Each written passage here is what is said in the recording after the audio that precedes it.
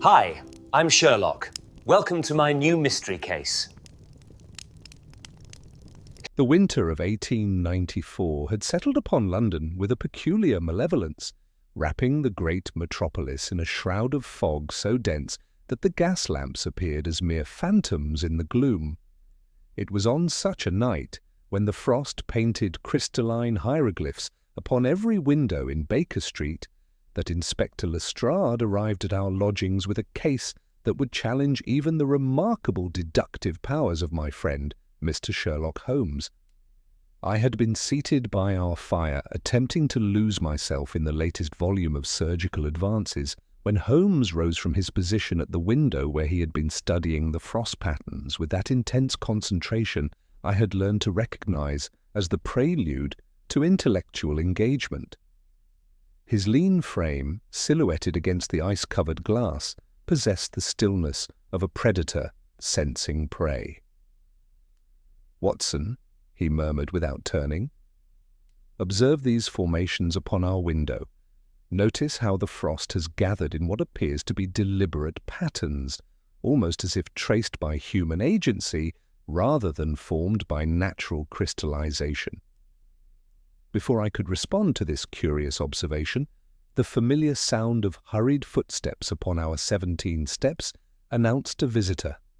Mrs. Hudson ushered Inspector Lestrade into our sitting-room, and one glance at his haggard countenance told me that Scotland Yard faced a puzzle of extraordinary proportions.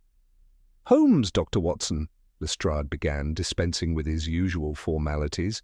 "I've come about the most confounding case in all my years with the Yard. We are completely at sea, gentlemen, completely at sea." Holmes turned from the window, his grey eyes immediately sharp with interest. "Pray compose yourself, Lestrade, and enlighten us as to the nature of this perplexing affair." The inspector settled into the chair Holmes indicated, his breath still visible in the chill air of our rooms. "It concerns Sir Alistair Pemberton, the renowned antiquarian and collector. Found dead in his locked study this morning, under circumstances that defy all rational explanation." "Continue," Holmes said, assuming his characteristic pose with fingertips steepled beneath his chin. "The study door was bolted from the inside, Mr. Holmes. We had to break it down. All windows were latched tight, and there's no other means of entry or exit. At first glance it appeared to be suicide. Sir Alistair was found with a revolver in his hand, powder burns evident upon his temple, but then we discovered something that makes no earthly sense."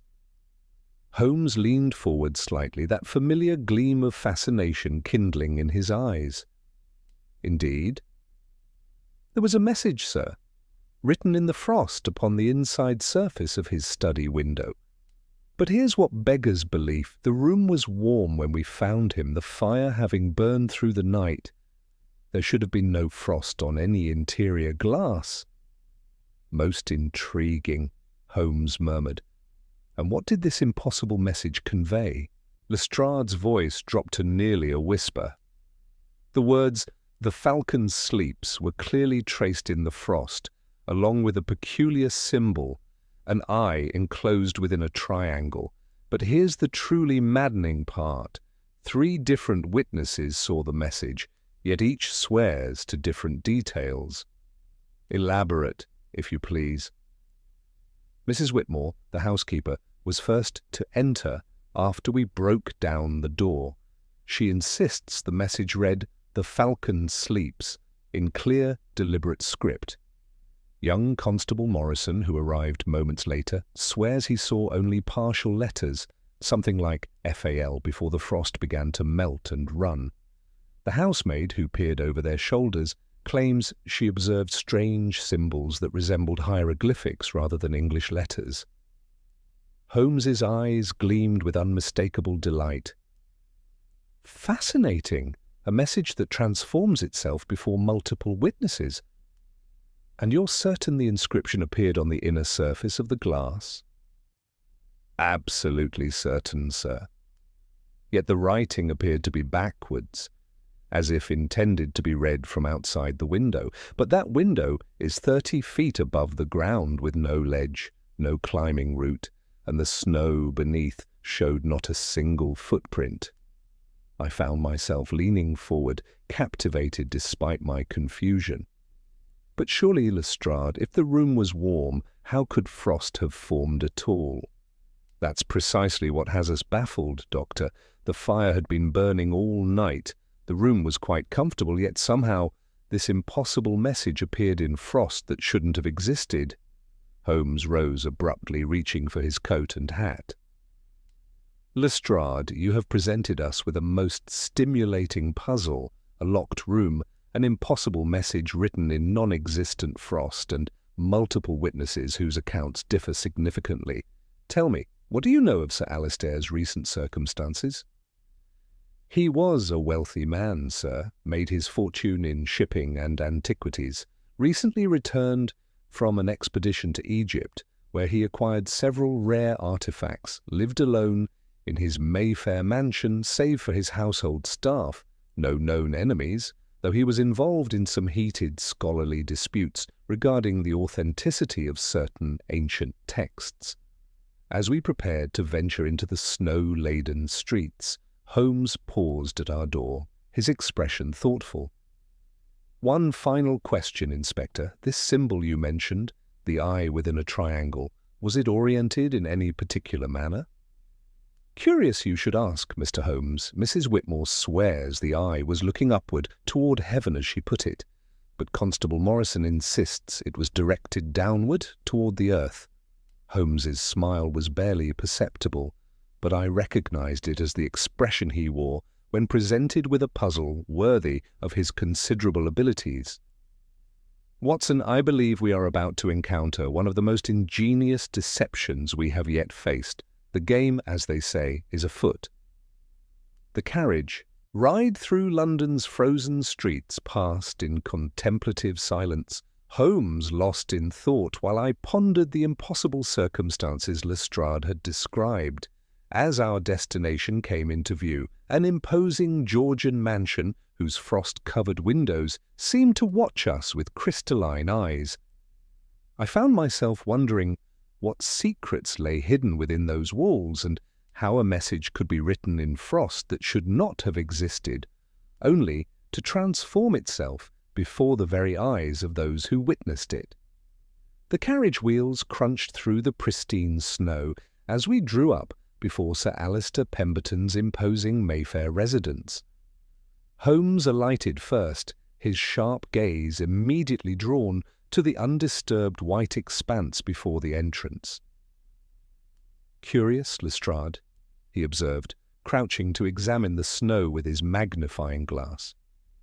"Your constables arrived this morning, yet I see only one set of official boots, yours, I presume, and the lighter impressions of what appears to be a butler's measured tread.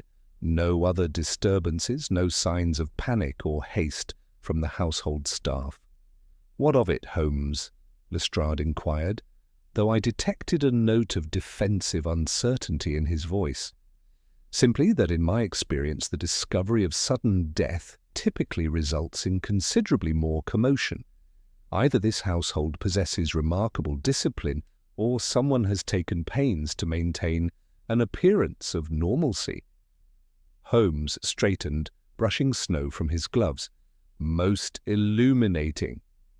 We were admitted by a grave-faced butler whose precise movements and immaculate appearance spoke of long years in service. Mr. Finch, as he introduced himself, led us through corridors lined with Egyptian artifacts and ancient manuscripts, the very air seeming heavy with scholarly pursuits and recent tragedy. Mrs. Whitmore, the housekeeper, met us at the foot of the grand staircase, a capable woman whose red-rimmed eyes and trembling hands betrayed her distress, despite her composed demeanour. "Such a terrible business, gentlemen," she said, dabbing at her eyes with a well-worn handkerchief. "Sir Alistair was the kindest of masters, never a harsh word for anyone. To think he would take his own life." Her voice trailed off in bewilderment. Holmes studied her with that peculiar intensity I had learned to recognize. "You discovered the locked door this morning?" Mr. Finch did, sir, when he went to deliver the morning tea. Sir Alister always took it at precisely 8 o'clock, but there was no answer to his knock. The door was bolted fast from within. And you had heard nothing unusual during the night? Mrs. Whitmore hesitated, glancing nervously at the butler. Well, sir, there might have been voices from the study around midnight, but Sir Alister often worked late, reading his translations aloud. I thought nothing of it at the time. We ascended to the second floor, where the study door stood partially ajar, its splintered frame bearing witness to the morning's forced entry. Holmes examined the damaged wood with minute attention, running his fingers along the bolt mechanism and the surrounding timber. The bolt was definitely engaged when you broke through. Absolutely, Mr. Holmes, Lestrade confirmed. Had to use considerable force. The study itself was a scholar's sanctuary, lined floor to ceiling with leather-bound volumes and glass cases containing Egyptian antiquities. A cold fireplace dominated one wall, its ashes telling of a fire that had burned through the night. Near the centre of the room, Sir Alister Pemberton lay slumped in his leather chair, a revolver beside his outstretched hand, the terrible evidence of his end clearly visible upon his temple. But Holmes did not immediately approach the body.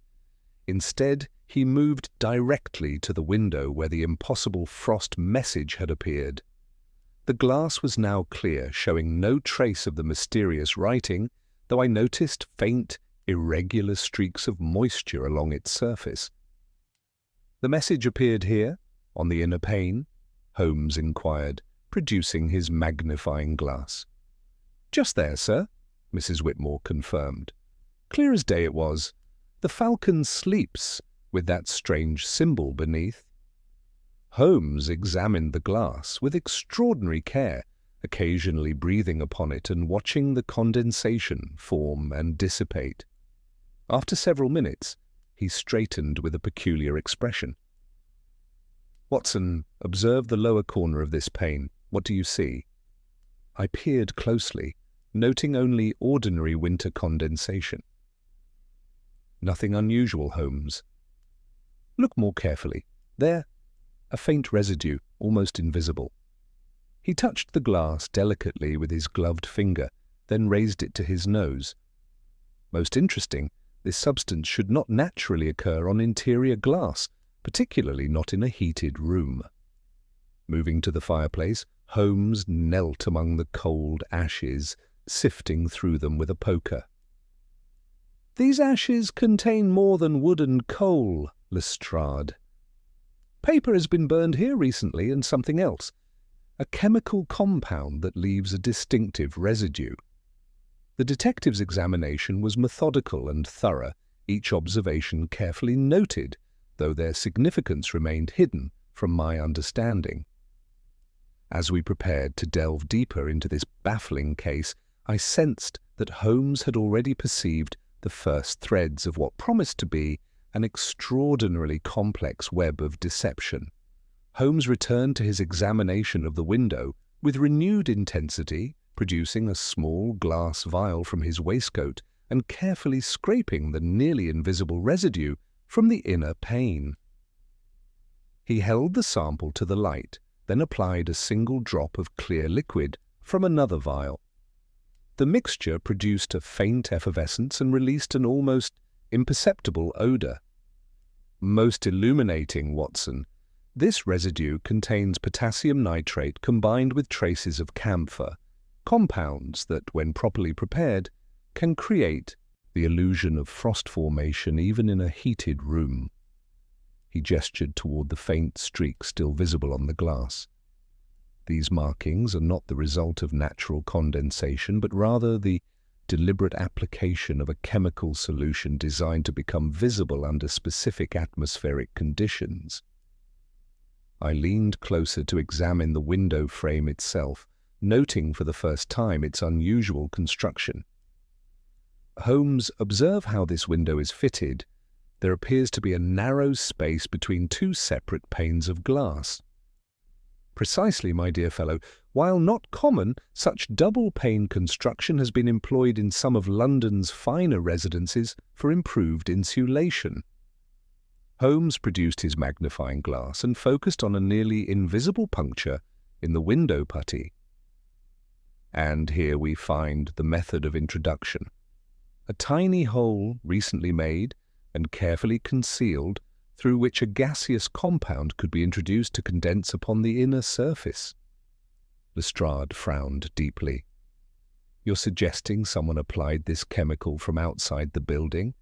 But the window is 30 feet above ground with no means of access." "Not necessarily from outside, Inspector. Consider that such a compound, properly prepared, could be introduced hours before it became visible, activated by changes in temperature and humidity that could be precisely timed." Holmes moved to the fireplace, kneeling once more among the cold ashes. Using his pocket knife, he carefully extracted several fragments of partially burned material, laying them upon a clean handkerchief. "These are not ordinary papers, Watson. Note the texture, the unusual weave. This appears to be papyrus, or at least a high-quality parchment of considerable age." He held one fragment to the light, revealing faint traces of hieroglyphic symbols along its charred edges. "And here, mingled with the ash, we find traces of the same chemical compounds discovered on the window. Someone has been quite thorough in destroying evidence." Mrs. Whitmore, who had been observing our investigation with growing anxiety, wrung her hands nervously. "Sir Alister had been most concerned about his recent acquisitions, gentlemen. He spoke often of forgeries in the antiquities trade, claiming he possessed proof that certain respected scholars were trafficking in false artifacts." "Did he mention specific individuals?" Holmes inquired, carefully placing the papyrus fragments in his specimen case. "Professor Blackwood from the British Museum visited just 3 days past. They had quite a heated discussion about the authenticity of some Egyptian scrolls Sir Alister had recently acquired. The professor left in a terrible state, claiming Sir Alister was making dangerous accusations that could ruin reputations." Holmes approached Sir Alister's body with clinical precision, examining the position of the corpse and the weapon with his magnifying glass. "Watson, observe the powder burns on the temple. Note their pattern and intensity. What does your medical training suggest about the distance of discharge?" I knelt beside my friend, studying the wound carefully. "The singeing indicates close contact, certainly, but the pattern seems somewhat irregular, as if the weapon were held at an awkward angle." "Excellent observation. Now examine the hands. Particularly, note the absence of powder residue on the right hand, despite the weapon being found in that grip. Furthermore, observe this faint discoloration on the palm of the left hand, and these slight abrasions around the wrist, consistent with restraint." Lestrade's expression grew grim. "Then this was murder, made to appear as suicide." "The evidence strongly suggests it, Inspector, but we are dealing with an adversary of considerable sophistication, one who understands both ancient deceptions and modern chemistry." Holmes straightened, his keen gaze sweeping the study once more. "The question remains, who possessed both the motive to silence Sir Alister and the specialized knowledge required to stage such an elaborate deception?" "Professor Blackwood certainly had motive," Lestrade suggested, "and as a museum scholar he would have access to chemical compounds used in artifact preservation." Holmes nodded thoughtfully. "Indeed, though I suspect we shall find this conspiracy extends beyond a single individual. The missing scrolls, the manufactured frost message, the careful staging of the scene, these suggest a coordinated effort involving multiple parties with complementary expertise." As we prepared to expand our investigation beyond the confines of the locked study, I sensed that Holmes had already begun to perceive the intricate web of deception surrounding Sir Alister's death, though the full extent of the conspiracy remained tantalizingly hidden in the shadows of scholarly rivalry and ancient secrets. Holmes approached Sir Alister's mahogany desk with the methodical precision I had come to associate with his most complex investigations. The roll top, secured by a small brass key, yielded to his practiced manipulation, revealing an orderly arrangement of papers, correspondence, and a leather-bound journal lying open to its final entry. The handwriting, though unmistakably Sir Alister's, showed increasing agitation in its erratic script as Holmes read aloud. "The date is yesterday evening, Watson. Listen to this. The Falcon has awakened to terrible purpose. B's treachery runs deeper than I imagined. The scrolls reveal not just forgery, but systematic plunder spanning decades. They know I possess the proof. If something befalls me, seek the truth where ancient eyes watch over modern sins." Holmes carefully turned the pages backward, revealing weeks of increasingly paranoid entries documenting Sir Alister's growing suspicions about Professor Blackwood's involvement in an antiquities forgery ring. From the topmost pigeonhole, Holmes withdrew a crumpled telegram bearing the distinctive blue paper of the Central Telegraph Office. "Sent yesterday at 8:23 from the Mayfair office," he announced, studying the text. "The Falcon sleeps at midnight. Use the eye. Signed simply B." He handed the telegram to Lestrade, whose expression grew increasingly grim. "A direct reversal of Sir Alister's journal entry," I observed. "In his words, the Falcon had awakened, yet this message declares it sleeps." "Precisely, Watson. A deliberate mockery of his final words, or perhaps a signal to accomplices that their secret was now safe." Holmes moved to examine the glass display cases that housed Sir Alister's Egyptian collection. Several stood conspicuously empty, their contents recently removed judging by the dust patterns on the shelves. Mrs. Whitmore approached nervously at Holmes's inquiry. "Sir Alister packed them away himself just 2 days ago, sir. Said he needed expert examination, though he seemed most distressed. Kept muttering about wolves in scholars' clothing." Holmes knelt before one empty case, collecting minute fibres with his tweezers. "These cotton fibres are not ordinary packing materials, Watson. This particular blend is used exclusively by Hartwell and Sons, the premier antiquities shipping firm. They maintain meticulous records of all transactions." He pocketed the evidence carefully before turning his attention to the desk's lower drawer. A frown crossed his features as he measured an empty cavity with his gaze. "Something cylindrical rested here recently. A metal tube, perhaps." Mrs. Whitmore started at his words, confirming that a metal cylinder had arrived by messenger the previous evening, delivered by a poorly dressed but oddly gloved young man who gave off a sharp, clean scent. "Camphor," Holmes murmured, then produced a pristine white visiting card from beneath the drawer's false bottom. "M. Jane and Sons, Glaziers, Holborn," he read, noting a smudge of putty-coloured material on one corner. "Most curious to file a tradesman's card with such care." Lestrade's eyes flashed with recognition. "A glazier! That explains the hole in the window putty." "Perhaps, Inspector, though we must not leap to conclusions." Holmes returned to the splintered doorframe, examining the brass bolt mechanism with his magnifying glass. Using my penknife, he probed the recess where the bolt engaged, withdrawing the blade bearing a smear of pale wax. "Observe, wax in the bolt socket suggests an impression could be taken, and a duplicate mechanism prepared. A thin filament attached to the bolt could be manipulated from outside once the door was closed." The butler, Mr. Finch, who had maintained rigid composure throughout our investigation, finally found his voice.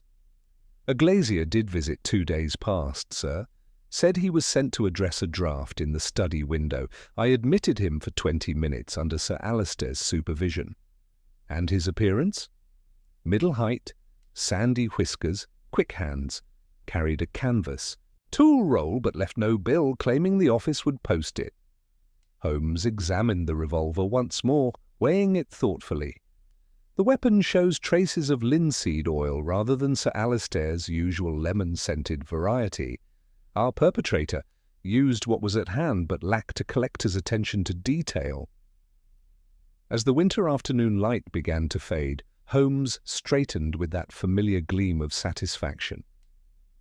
The pattern emerges, Watson. We face an adversary of considerable sophistication, one who understands both ancient deceptions and modern chemistry, with access to specialized tradesmen and the resources to orchestrate an elaborate conspiracy. As the winter afternoon light began to fade, Holmes requested additional illumination, and the gas jets flared to life throughout the study, casting dancing shadows that seemed to breathe new secrets into the room. "Watson, observe how artificial light reveals what daylight concealed," he said, directing my attention to nearly invisible fingerprints on the glass surface of a display case that had appeared empty in natural light. Using his powder and brush technique with practiced precision, Holmes developed several clear impressions, studying them intently through his magnifying glass. These prints show a most distinctive characteristic, a crescent-shaped scar across the right index finger. Such a marking would be unmistakable in identification. He compared these foreign prints to those naturally occurring on surfaces Sir Alistair would have touched, confirming our intruder's presence. Moving to the extensive library that lined the study walls, Holmes ran his finger along the leather spines with the care of a bibliophile. He paused at a conspicuous gap between Champollion's grammar and Budge's hieroglyphic dictionary. "A volume has been recently removed from this precise position, Watson. Note the dust pattern and the displacement of neighboring texts. The missing book would logically concern hieroglyphic translation or papyrus authentication, essential tools for our thief's immediate purposes." From the same violated display case, Holmes withdrew a small papyrus fragment that had escaped the initial plundering. The hieroglyphic symbols, though partially damaged, were clearly visible under his lens. This fragment bears peculiar binding holes along one edge, suggesting it was torn from a larger scroll. Sir Alistair's final journal entry mentioned possessing proof of systematic forgery. This may well be that evidence. Mrs. Whitmore approached hesitantly, her anxiety palpable. "Sir Alistair was most excited about that particular piece, sir. Spent hours translating it, muttering about modern forgeries masquerading as ancient truth. Said it was the key to exposing a great deception." Holmes pocketed the fragment carefully before returning his attention to the bronze falcon that dominated one display shelf. The artifact's inlaid eyes seemed to watch our investigation with unsettling intensity. "Sir Alistair wrote of ancient eyes watching modern sins," Holmes murmured, examining the sculpture closely. With surgical precision he pressed the falcon's right eye. A faint click answered, and the base revealed a hidden seam. A tiny compartment yielded its secrets, a crystalline bead ground to form a minute lens, and a slip of paper bearing an address in Sir Alistair's increasingly agitated handwriting. "Bayham Wharf, Crate 7C, Holmes read aloud. "The crystal lens serves a specific purpose, Watson. Ancient Egyptian priests used such devices to focus light and reveal hidden inscriptions." Holding the lens to his eye, Holmes swept the study systematically until he halted at a seemingly innocent travel guide. Under the crystal's magnification, a faint mark on the spine became clearly visible, an eye within a triangle precisely matching the symbol from the frost message. The book yielded to pressure, triggering a concealed mechanism that opened a narrow panel in the wainscoting. Within lay a brass shipping token stamped with intertwined letters H and S, Hartwell and Sons, the antiquities firm whose fibers we had discovered earlier. The conspiracy reveals its scope, Watson. A network of forgers, legitimate shippers corrupted for illicit transport, and scholars whose reputations provided perfect cover for their crimes. The sound of urgent footsteps in the corridor announced a breathless constable bearing news that would reshape our understanding entirely. "Inspector Lestrade, sir. Urgent message from the Yard. Professor Blackwood has been found dead in his study at the British Museum. Apparent suicide, sir, with a note confessing to Sir Alister's murder." Holmes's reaction was immediate and decisive. "Constable, was the professor discovered in a locked room?" "Yes, sir. Door bolted from within, just like here." "And were there unusual markings found at the scene?" The young officer consulted his notebook nervously. "Strange symbols chalked on a blackboard, sir. Egyptian-looking," the sergeant said. Holmes exchanged a meaningful glance with me, his expression grim.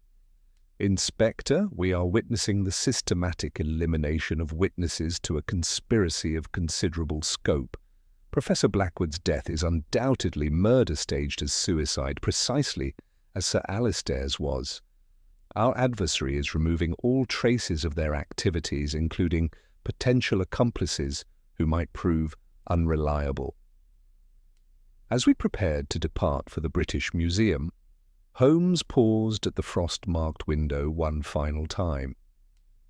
"The game has entered a far more dangerous phase, Watson.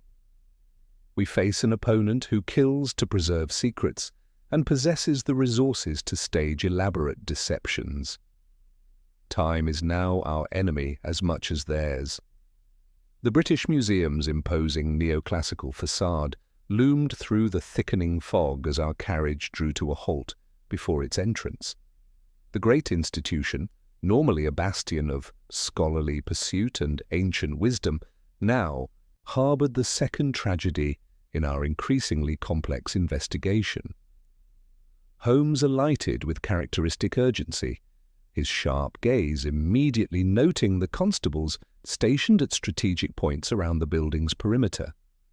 We were conducted through corridors lined with Egyptian sarcophagi and Grecian marbles, past treasures that had witnessed the rise and fall of civilizations, until we reached Professor Blackwood's private study in the museum's eastern wing. The familiar sight of a splintered doorframe greeted us, the wood bearing identical marks to those we had observed at Sir Alister's residence. Holmes knelt immediately to examine the bolt mechanism, his magnifying glass revealing the same telltale traces of wax in the socket. "Our adversary employs consistent methodology, Watson," he observed, withdrawing a nearly invisible strand from the bolt's recess. "Catgut, oiled and carefully prepared. A musician's string serves admirably when one must manipulate a mechanism from outside a locked room." He held the filament to the gaslight, noting its tensile strength and the manner in which it had been severed. Professor Blackwood's body sat slumped at his mahogany desk, a revolver beside his right hand, in a grotesque echo of Sir Alister's staged suicide. Holmes examined the wound with clinical precision, immediately noting the familiar irregular powder burn pattern and the conspicuous absence of residue on the firing hand. "The identical staging confirms our suspicions, Inspector. We face either the same perpetrator or a carefully coordinated conspiracy."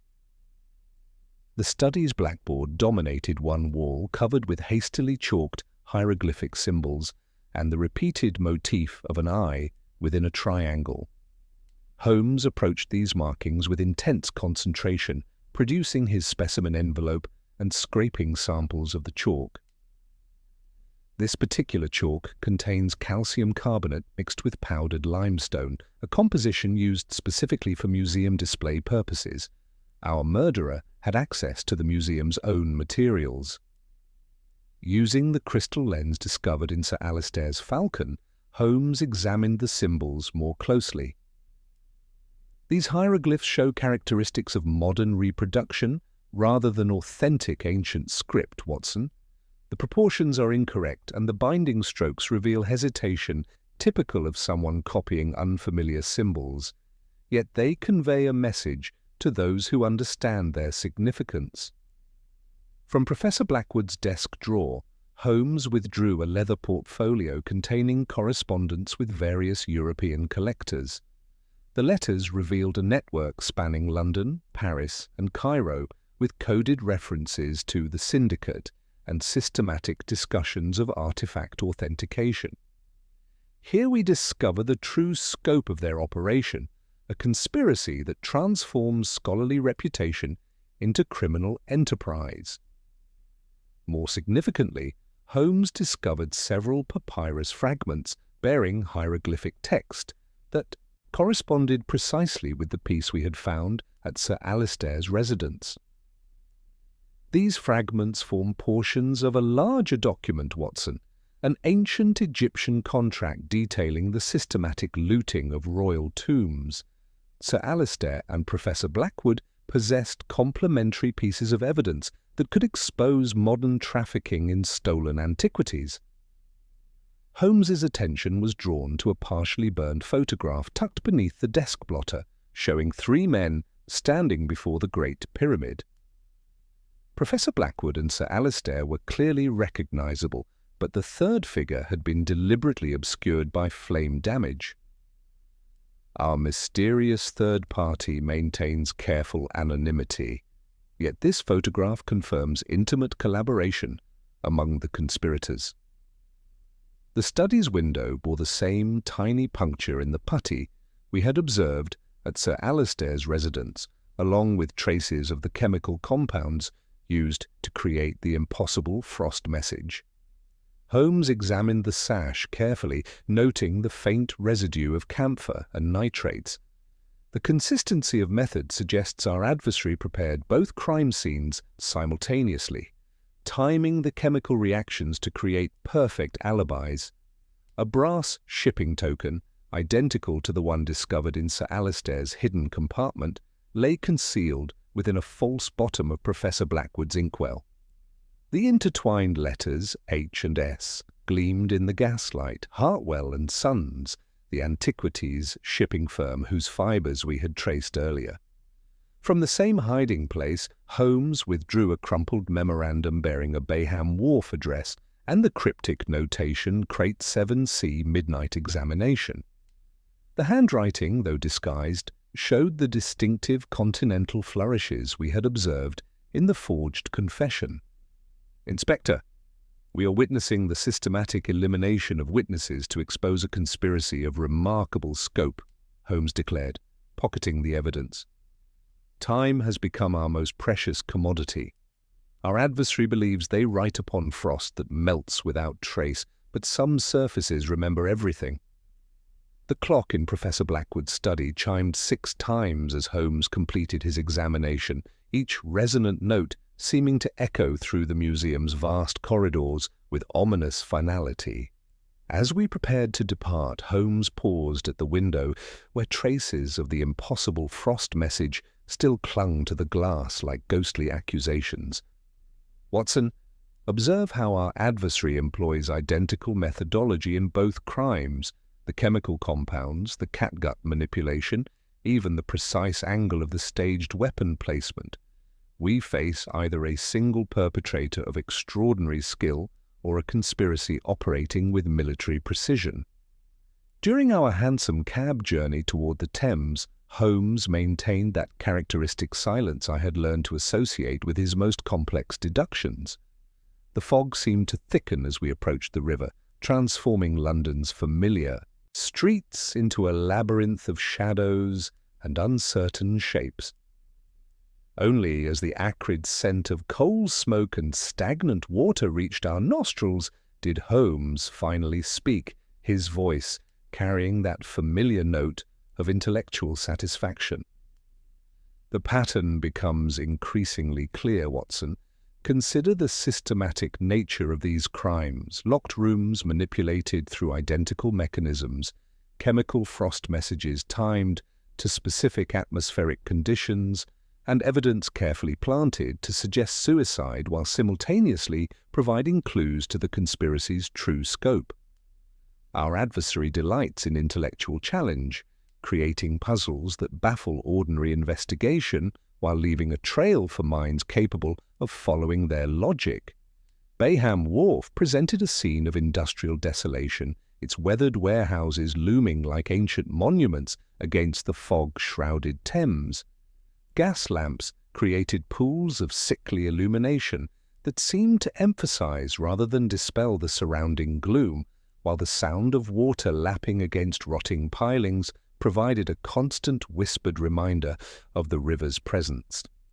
Holmes led us directly to the address we had discovered in both victims' correspondence, his movements displaying that peculiar combination of urgency and caution I had observed during our most dangerous investigations. Warehouse 7 stood among its neighbors like a tomb among monuments, its massive doors secured with chains and padlocks, bearing the telltale scratches of frequent access. Using his specialized tools with practiced efficiency, Holmes gained entry within minutes, revealing a cavernous space filled with wooden crates bearing shipping marks from Cairo, Alexandria, and other centers of archaeological activity. The mingled scents of hemp, camphor, and ancient dust created an atmosphere redolent of secrets spanning continents and centuries. Crate 7C occupied a position of prominence near the warehouse's center, its lid partially displaced to reveal packing materials and the gleam of metal beneath. Holmes approached with surgical precision, lifting the protective wrapping to expose a collection that took my breath away. Golden scarabs, jeweled amulets, and papyrus scrolls of obvious antiquity lay nestled in cotton batting, while a separate compartment contained what appeared to be remarkably sophisticated reproductions of identical pieces. "Behold the heart of their operation, Watson," Holmes murmured, his voice barely audible in the warehouse's vastness. "Authentic treasures, stolen from Egyptian tombs, with forgeries prepared to replace them in legitimate collections. The scope of this conspiracy extends far beyond simple murder. We witness systematic archaeological theft operating under the guise of scholarly respectability." Among the artifacts, Holmes discovered a leather-bound ledger documenting transactions spanning 3 years. The entries, written in multiple hands, revealed a network encompassing collectors, museum, officials, and shipping agents collaborating in what could only be described as organized plunder. Names familiar from London's scholarly community appeared alongside coded references to specific artifacts and their ultimate destinations. Using his magnifying glass, Holmes examined the ledger's most recent entries with intense concentration. Here we find recurring initials, MW listed as Authentication Specialist, alongside coded references to institutional replacement and credibility maintenance. The same initials appear in connection with both Sir Alistair's and Professor Blackwood's final transactions. From the crate's deepest recess, Holmes withdrew a metal cylinder identical to the one described by Mrs. Whitmore, along with a collection of glazier's tools bearing traces of the chemical compounds we had discovered at both crime scenes. Our mysterious glazier's equipment, Watson, complete with the apparatus necessary to create impossible frost messages and manipulate locked room mechanisms. Yet note the craftsmanship. These tools belong to a master artisan, not a common criminal. The warehouse's rear office yielded additional revelations that confirmed Holmes's most complex deductions. Maps of Egyptian archaeological sites marked with coded symbols, correspondence with European collectors written in multiple languages, and shipping manifests detailing the movement of artifacts between Cairo and London painted a picture of systematic plunder operating on an international scale. As Holmes carefully photographed the most significant documents using his portable camera, I noticed a partially burned photograph tucked beneath a stack of invoices. The image showed the same 3 figures we had observed in Professor Blackwood's study, but this copy revealed details previously obscured by flame damage. The third man, standing between Sir Alistair and Professor Blackwood before the Great Pyramid, bore a distinctive facial scar and wore the robes of academic distinction. "The missing piece of our puzzle, Watson," Holmes observed, studying the photograph with evident satisfaction. "Our mysterious third party maintains his anonymity through careful manipulation of evidence. Yet photographic plates remember what human witnesses forget." Holmes studied the photograph beneath the warehouse's flickering gaslight, his magnifying glass revealing details that daylight had concealed. The third man's distinctive facial scar formed a perfect crescent from temple to jaw, while his academic robes bore the purple trim of Cambridge University. Watson observed the initials embroidered upon his sleeve, M.W., corresponding precisely to our ledger's authentication specialist. This scar matches exactly the fingerprint impression we discovered at Sir Alistair's residence, where the perpetrator's right index finger bore an identical crescent-shaped marking. From the warehouse office's desk, Holmes withdrew additional correspondence bearing letterheads from prestigious European institutions. The handwriting displayed the same continental flourishes we had observed in both forged confessions, while the content revealed systematic negotiations with collectors who believed they purchased authentic artifacts. "Professor Malcolm Worthington," Holmes announced with quiet satisfaction, head of the British Museum's Egyptian department, whose scholarly reputation provided perfect cover for systematic archaeological theft. Using his chemical testing kit, Holmes analyzed ink samples from the correspondence, confirming they matched the forged suicide notes discovered at both crime scenes. "Our adversary employed identical writing materials throughout his deceptions, Watson. The same German-manufactured ink, the same Belgian paper stock, details that reveal a methodical mind operating with military precision." The sound of approaching footsteps echoed through the warehouse's cavernous interior, accompanied by the distinctive whistle we had heard earlier. Holmes extinguished our lamp immediately, drawing us into the shadows behind a towering stack of Egyptian sarcophagi as three figures entered through the main doors. Their leader's refined voice carried the unmistakable authority of academic distinction, while his companions displayed the rougher tones of hired assistants. "The Pemberton and Blackwood complications have been resolved," the educated voice declared, and I recognized the slight German accent that marked Professor Worthington's continental education. However, their investigations revealed more extensive evidence than anticipated. We must accelerate the final shipment before additional obstacles emerge. Holmes produced his notebook, recording every word with the precision of a court stenographer as Worthington continued his casual discussion of murder. The chemical frost messages served their intended purpose of misdirection, while the locked room mechanisms eliminated immediate pursuit. Nevertheless, we cannot assume Scotland Yard will remain permanently baffled by such devices. From our concealed position, we observed the conspirators conducting their final inventory of stolen treasures. Worthington's instructions revealed the systematic nature of their operation: authentic pieces destined for private collectors, while sophisticated forgeries replaced originals in museum displays. "The authentication process must appear absolutely legitimate," he emphasized. "My scholarly reputation depends upon maintaining the illusion of rigorous academic standards." As the criminals completed their business and prepared to depart, Worthington issued final instructions that confirmed Holmes's gravest concerns. "If Scotland Yard proves more persistent than expected, we must be prepared to eliminate additional obstacles through our established methods. The same chemical compounds that created our frost messages can serve other purposes when properly concentrated." The warehouse fell silent as the conspirators departed, leaving Holmes and myself alone among the evidence of their systematic plunder. "Watson," Holmes whispered urgently, "we face a conspiracy that operates with corporate efficiency while eliminating witnesses through methods designed to baffle conventional investigation. Worthington's academic standing provides perfect camouflage for international archaeological theft." Moving swiftly through the remaining crates, Holmes discovered shipping manifests detailing the movement of artifacts between Cairo, London, and various European destinations.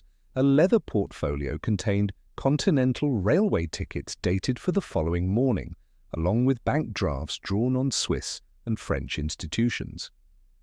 Our professor has prepared multiple escape routes, Watson. He anticipates the possibility of exposure and maintains contingency plans spanning several countries. From the warehouse's rear office, Holmes retrieved a collection of glazier's tools bearing traces of the chemical compounds we had discovered at both crime scenes. The complete apparatus for creating impossible frost messages and manipulating locked room mechanisms, he observed. Yet note the craftsmanship. These tools belong to a master artisan, not a common criminal. Worthington employed the finest specialists to execute his deceptions. Among the final papers, Holmes discovered a partially burned memorandum bearing today's date and Worthington's distinctive handwriting. "Emergency protocols activated," it read. "Eliminate all physical evidence. Prepare for immediate departure. The Falcon must sleep permanently." Holmes pocketed the document carefully, his expression grim with understanding. "The game enters its final phase, Watson," Holmes declared as we prepared to leave the warehouse.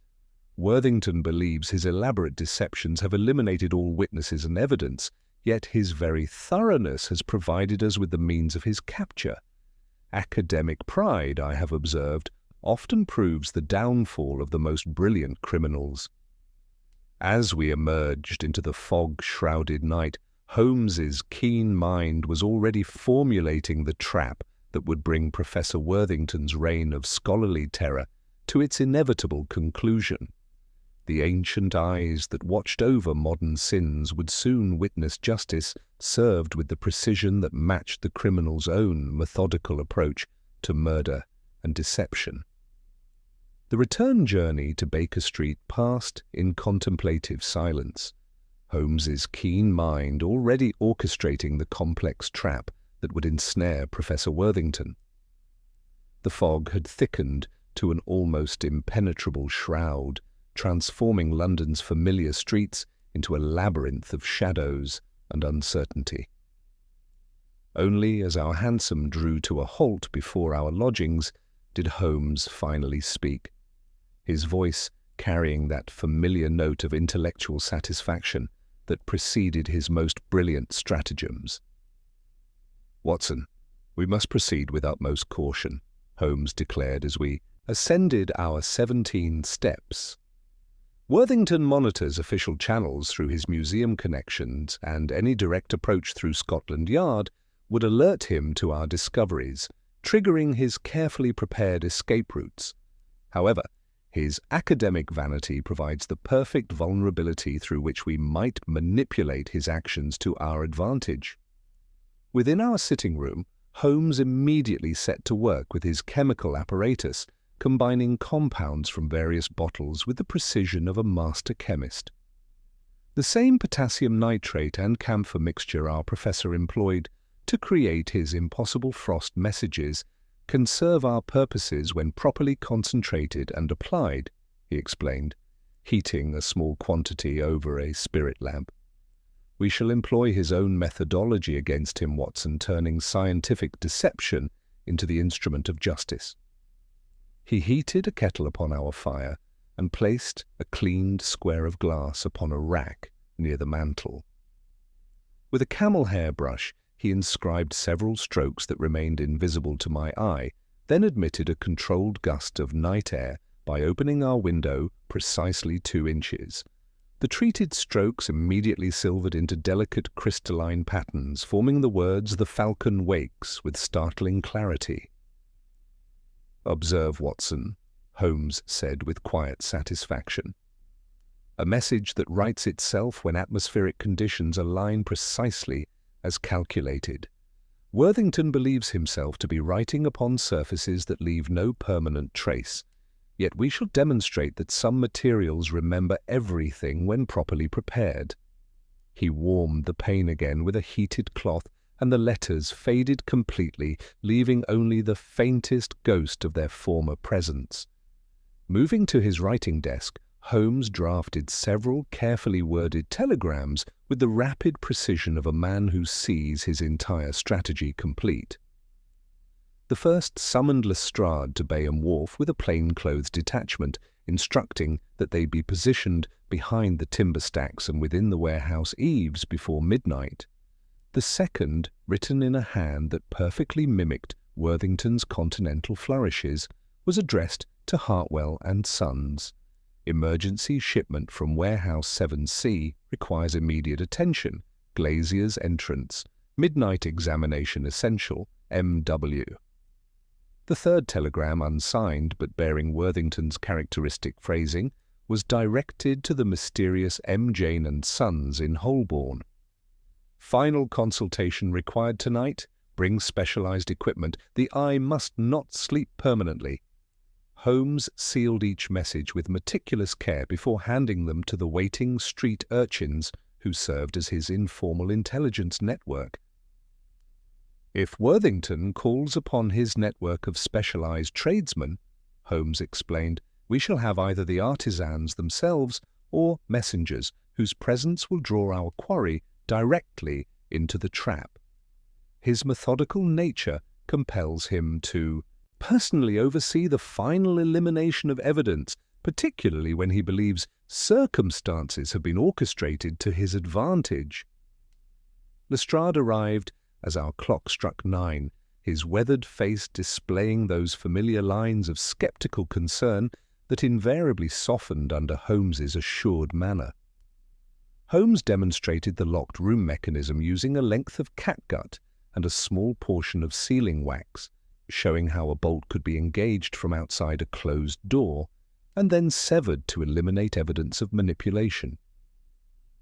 The same hand that created impossible frost messages manipulated these mechanical deceptions, Inspector, Holmes explained with clinical precision.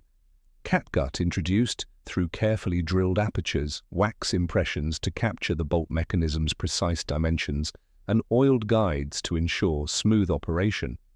Each element reveals a mind that delights in intellectual challenge while maintaining absolute confidence in superior methodology. By 10:30, we had returned to the fog-shrouded environs of Bayham Wharf, where the Thames lapped against rotting pilings with the persistent whisper of secrets long submerged. Holmes moved among the stacked timber with the fluid grace of a predator, checking each position where Lestrade had placed his men and whispering final adjustments in tones barely audible above the river's constant murmur. Within Warehouse 7's rear office, Holmes prepared his final stratagem with the attention to detail that characterized his most complex investigations. He positioned a small brazier to cast a dim glow, hung dampened cloth near the window sash to create precise humidity conditions, and applied his chemical solution to the inner glass pane in strokes that appeared no more substantial than breath itself. When external cold meets internal warmth under these controlled conditions, Holmes explained, opening the upper window sash exactly 2 inches and securing it with a wooden wedge, our message will bloom upon the glass at the precise moment Worthington's conscience forces him to confront the evidence of his crimes. We reverse his own technique, Watson, using academic methodology to expose academic corruption. As midnight approached, the wharf's nocturnal symphony arranged itself into that peculiar orchestration unique to London's riverside districts. The metallic clink of chain links against iron moorings, the wet slap of water against timber pilings, and the distant rhythm of hooves where no proper roadway should exist. Then cutting through these familiar sounds like a blade through silk, came the low whistle we had anticipated, answered immediately from the river's edge by its predetermined response.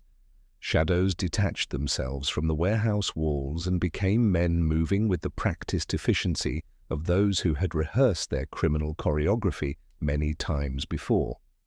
The first figure through the glazier's entrance possessed the measured tread and slight academic stoop that marked Professor Malcolm Worthington, while behind him followed the sandy-whiskered artisan whose description matched Mrs. Whitmore's account perfectly, accompanied by a third whose heavy shoulders and dockworkers' attire suggested the variety of assistance that money could purchase in any port.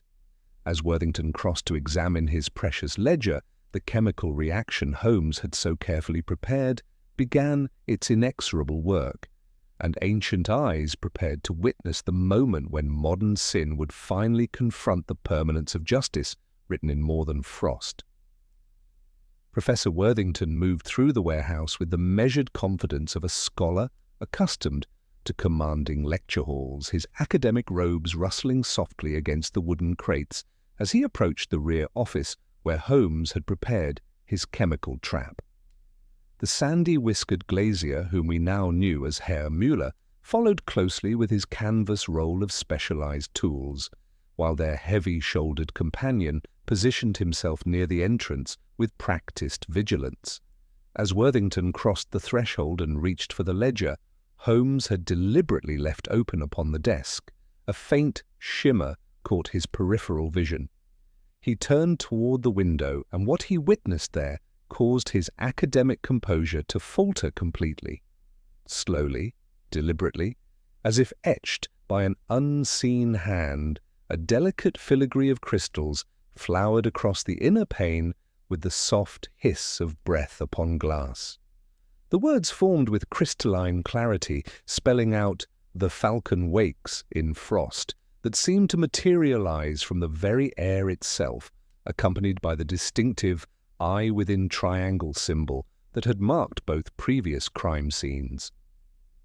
Worthington's breath hitched audibly, his face draining of color as he stared at the impossible message. His eyes, accustomed to deciphering ancient mysteries, now wrestled with a modern one crafted by his own methodology.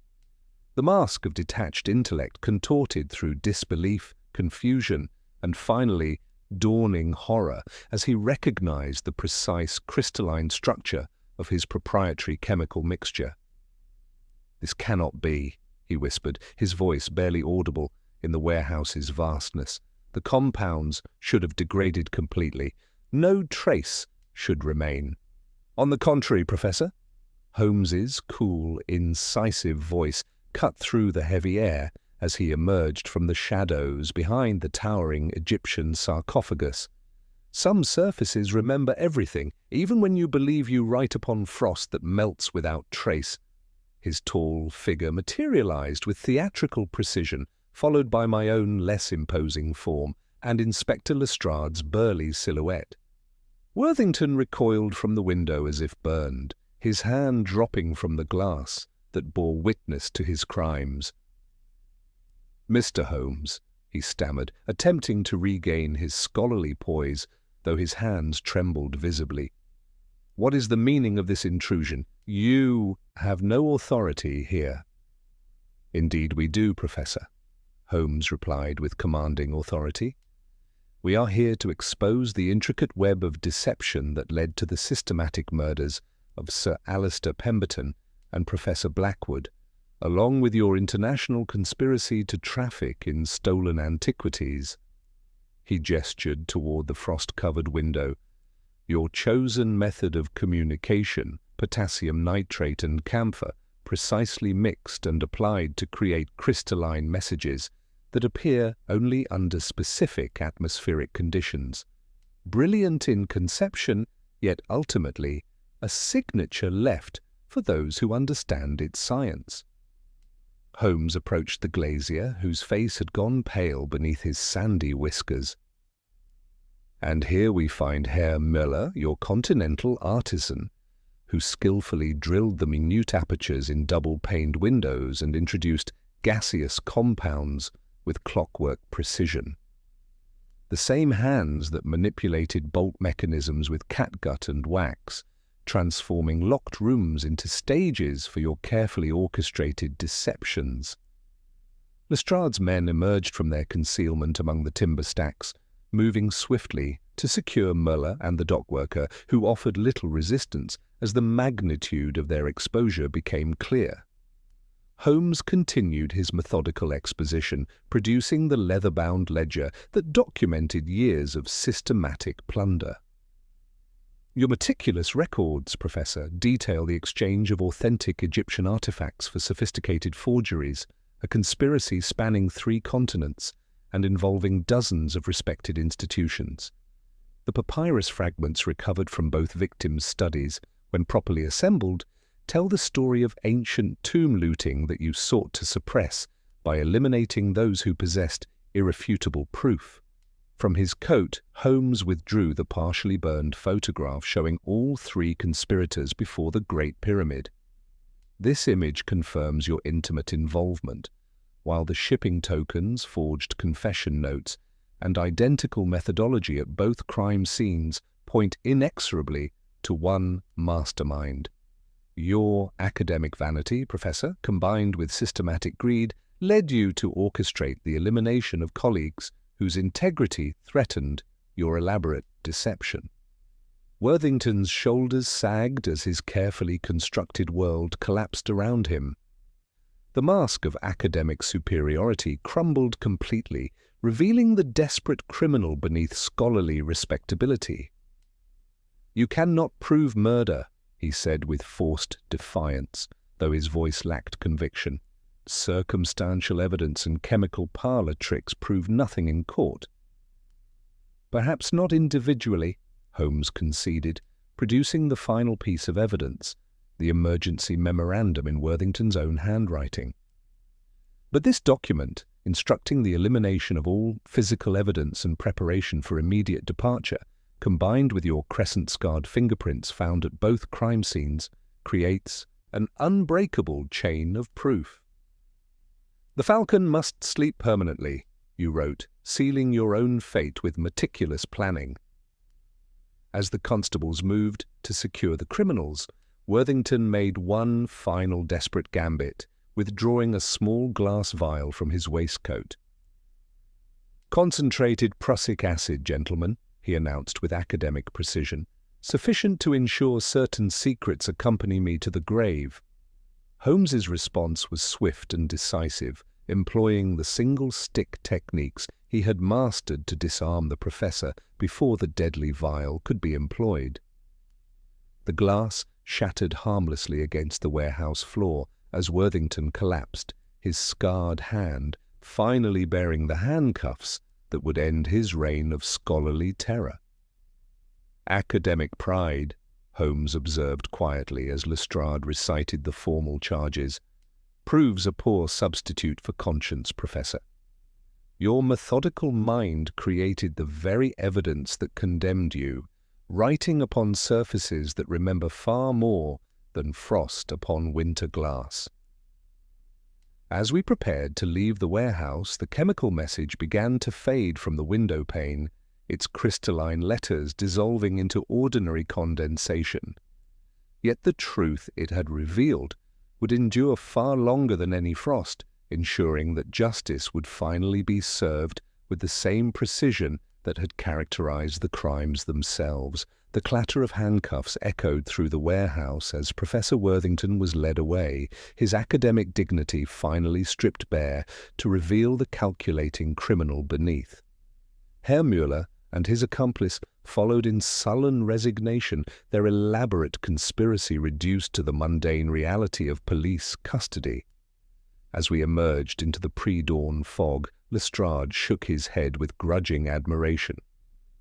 "Holmes, I'll admit this case had me completely baffled.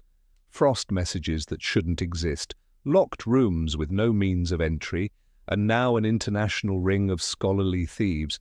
How did you pierce through such elaborate deceptions?" Holmes adjusted his coat against the morning chill, his keen eyes already displaying that familiar gleam of intellectual satisfaction. The criminal mind, Inspector, however sophisticated, invariably betrays itself through consistency of method. Worthington believed he was writing upon surfaces that left no permanent trace, yet his very precision became the signature that condemned him. Our return to Baker Street found the familiar comfort of our sitting room a welcome sanctuary from the night's dark revelations.